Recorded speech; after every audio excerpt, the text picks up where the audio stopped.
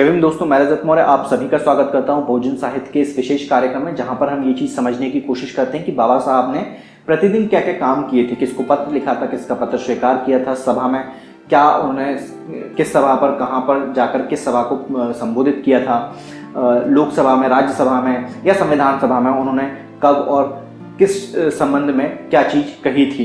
उम्मीद करता हूँ इस वीडियो से आप लोग कुछ ना कुछ बेनिफिट जरूर हो रहा होगा। अगर आप लोग चाहते हैं कि बहुजन साहित्य लगातार इसी तरीके से अपना काम करता रहे तो बहुजन साहित्य को आपके आर्थिक सहयोग की जरूरत है। बिना आर्थिक सहयोग के कोई भी काम लगातार नहीं किया जा सकता है। आप लोगों से निवेदन है कि आप लोग बहुजन साहित्य की आर्थिक मदद करें।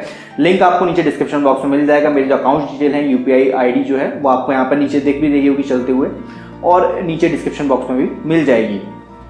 अगर आप लोग चैनल पर नए हैं तो चैनल को सब्सक्राइब कर लिए। नीचे रेड कलर का बटन दिखाई दे रहा होगा, उसको ग्रे कर दीजिए, दबाइए, ग्रे हो जाएगा, और बगल में एक बेल आइकन आ रहा होगा तो उस पर क्लिक कीजिए। फिर एक स्क्रॉल डाउन करेंगे तो वहां पे एक और आइकन ऑप्शन शो होगा आपको, ऑल नोटिफिकेशन का। उसके ऊपर क्लिक करेंगे तो जब भी मैं वीडियो अपलोड करूंगा आपको उसका नोटिफिकेशन मिल जाएगा। आज के इस वीडियो में हम लोग बात करेंगे 20 मई के बारे में। 20 मई को बाबा साहब ने क्या क्या काम किए थे। 20 मई 1927 20 मई 1927 को बहिष्कृत भारत के संपादकीय महार येथील धर्मसागर व अस्पृश्य वर्गाची जवाबदी, महाड़ का धर्म युद्ध और अछूत वर्ग की जिम्मेदारी के चौथे अंक में डॉक्टर अंबेडकर लिखते हैं कि अस्पृश्यता को बनाए रखने या समाप्त करने के बारे में जिस प्रकार बंगाल का विभाजन बंगालियों पर निर्भर करता है, उसी प्रकार केवल अछूतों की राय पर निर्भर नहीं रहना चाहिए। मतलब कि जो छुआछूत है उसको समाप्त करने के लिए केवल ये जिम्मेदारी अछूतों की नहीं है, यानी दलित वर्ग की ही ये जिम्मेदारी नहीं है कि वो समाप्त की जाए, है ना। इसके लिए पूरे देश को एक साथ मिलकर आना पड़ेगा और तब खत्म होगी। वह अछूतों को सलाह देते हैं कि अस्पृश्यता को समाप्त करने के लिए विरोध करें और अछूतों को सोच बदलने के लिए प्रेरित करते हैं। वह धर्मांतरण की धमकी देते हैं, 1927 में धर्मांतरण की धमकी देते हैं, ठीक है। और सछूत हिंदुओं को यह सोचने की सलाह देते हैं कि अगर अछूत धर्मांतरण करने का फैसला करते हैं तो उनके हितों और आर्य संस्कृति का क्या होगा। जागृति के लिए दुख जरूरी है और जागरण विरोध से ही किया जा सकता है। आपको इस कारण से अपनी देखभाल को प्रतिबिंबित करना चाहिए। हम हिंदू धर्म को महत्व नहीं देते, लेकिन हम मानवता को महत्व देते हैं। सनातनियों के रूप में सछूत हमें सलाह देने के योग्य नहीं हैं। उन्हें अपने सछूत भाइयों को बदलाव के लिए सलाह देनी चाहिए। उन्हें महारों के बहिष्कार और प्रतिशोध के तरीकों और बहादुरी के गौरवशाली इतिहास की भी चर्चा की। वे इस अंक में 5 और विविध लेख लिखते हैं। 20 मई 1931 20 मई 1931 को डॉक्टर बी.आर. अंबेडकर ने राजा राम को बीएससी के में सफलता प्राप्त करने के लिए अपनी प्रसन्नता व्यक्त करते हैं एक पत्र लिखकर, और बधाई देते हैं कि आपने बीएससी पास कर लिए। हालांकि बड़ौदा के जो प्रिंस थे, गायकवाड़ बड़ौदा के जो राजा थे, उनके साथ उनके कुछ सौहार्दपूर्ण वो नहीं थे, संबंध नहीं रह गए थे। उसका कारण आप सभी को पता है। वह विदेश में पढ़ाई करने के लिए छात्रों की मदद करने में असमर्थ हैं। वो इस पर थोड़ा सा खेद व्यक्त करते हैं। 20 मई 1932 20 मई 1932 को doctor B R. Ambedkar Raja Ram R Bhole को एक पत्र का उत्तर देते हैं, जिसमें श्री भोले को उच्च शिक्षा के लिए विदेश भेजने के लिए हैदराबाद के अधिकारियों के साथ अनुपालन के बारे में बताया गया था। उनसे बताया गया था कि इस व्यक्ति को भाई विदेश भेजना है। वह श्री भोले को बताते हैं कि 26 मई को लंदन जा रहे हैं, जिसे गोपनीय रखा जाना चाहिए। मतलब कि उस समय किसी एक व्यक्ति को विदेश भेजना है तो उसके लिए बड़ा संघर्ष करना पड़ता था, आर्थिक रूप से, सामाजिक रूप से, कई सारे दृष्टिकोण से। आज लेकिन ऐसी कोई समस्या है नहीं। हमारे समाज के कई सारे लोग विदेश जाकर पढ़ रहे हैं, विदेशों में रह रहे हैं, लेकिन वो अपनी कम्युनिटी के लिए क्या कर रहे हैं पलट कर। हमने पिछले कुछ 2-3 सालों में मैंने देखा कि किस तरीके से लोग चंदा इकट्ठा करते हैं, कम्युनिटी के लोग आते हैं इकट्ठे, और फिर वो उसको विदेश भेजते हैं। लेकिन वो उस कम्युनिटी के लिए क्या करेगा, लौट कर आएगा या नहीं आएगा, इस पर एक प्रश्न चिन्ह लगा रहता है। बतौर कम्युनिटी हमें ऐसा करना चाहिए, लेकिन उस व्यक्ति की भी जिम्मेदारी है कि वो लौट कर आए और इस समाज को अपनी सेवाएं दे। और यहाँ पर कोई ऑप्शन नहीं है कि आप नहीं आओगे, वो उसकी इच्छा है। नहीं, ऐसा नहीं है।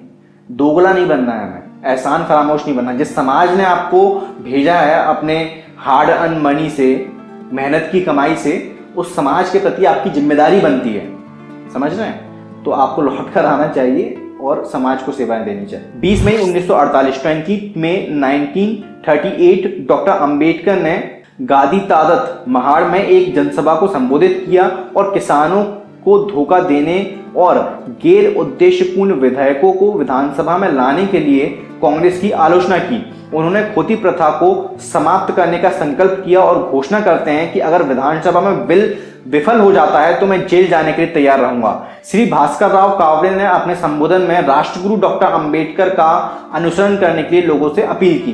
बाबा साहब को राष्ट्रगुरु, ये मेरे ख्याल मैंने पहली बार जब मैं इसको पढ़ा था तो पहली बार मैंने पढ़ा कि किसी ने राष्ट्रगुरु कहा है बाबा साहब को। तो इस चीज को याद रखिए कि श्री भास्कर राव कावरे ने 20 मई 1938 को बाबा साहब को पहली बार मेरी जानकारी के हिसाब से राष्ट्रगुरु संबोधित किया था। 20 मई 1938 20 में 1938 को डॉक्टर अंबेडकर ने सूबेदार सावरकर के स्वास्थ्य के बारे में पूछताछ करने के लिए पंचगनी की अपनी यात्रा की योजना बनाई, लेकिन जैसे ही लोगों को इस बारे में पता, उन्होंने अल्प सूचना पर द्वितीय जवाहिर तहसील स्वतंत्र सैनिक दल सम्मेलन का आयोजन किया। इस अधिवेशन की अध्यक्षता BAMLA भाई चित्रे ने की थी। वह सूबेदार सावरकर से मिलने के लिए दोपहर 12 बजे डॉक्टर बिली मोरिया अस्पताल जाते हैं, उनसे बात करते हैं, सलाह देते हैं और उन्हें प्रेरित करते हैं। दोपहर 2 बजे दोपहर के भोजन का आयोजन सेंट लूकस नर्सिंग होम के चिकित्सा अधीक्षक डॉक्टर कोलोर द्वारा किया गया। बाद में डॉक्टर अंबेडकर ने 2000 से अधिक लोगों की एक सभा को संबोधित किया। पिछले 9 दिन के दौरे के कारण लंबे समय तक बोलने में असमर्थता व्यक्त की। अगली बार विस्तार से मार्गदर्शन करने की प्रतिबद्धता के साथ इसके लिए क्षमा चाहते हैं, ऐसा उन्होंने कहा। लोगों को स्वतंत्र सैनिक दल को लगन से संगठित करने की सलाह देते हैं। 20 मई 1945 20 में 1945 को डॉक्टर अंबेडकर रविवार को कैफे मॉडल बॉम्बे में दोस्तों के एक समूह द्वारा उनके सम्मान में दी गई पार्टी में बोलते हैं। वह उनसे बात करते हैं और कहते हैं, पार्टियों के बीच भारतीय राजनीतिक विकास के अंतिम लक्ष्य स्वतंत्रता के बारे में कोई मतभेद नहीं है। भारत में बहुमत को राजनीतिक बहुमत और सांप्रदायिक बहुमत के रूप में वर्गीकृत किया जा सकता है। वो कहते हैं कि क्या बहुमत का शासन सही है, और फिर जवाब देते हैं गलत है। यह मानना गलत था कि राज्य की जरूरतें सर्वोपरि थीं और व्यक्तियों की नहीं। व्यक्तियों की सुरक्षा राज्य की मूलभूत चिंता थी और व्यक्ति का दमन बर्दाश्त नहीं किया जा सकता था। अंतर्राष्ट्रीय कानून के अनुसार डोमिनियन स्टेट का मतलब पूर्ण स्वतंत्रता थी। एक स्वतंत्र भारत को जिन 2 महत्वपूर्ण प्रश्नों से निपटना होगा वे थे औद्योगिकरण और रक्षा।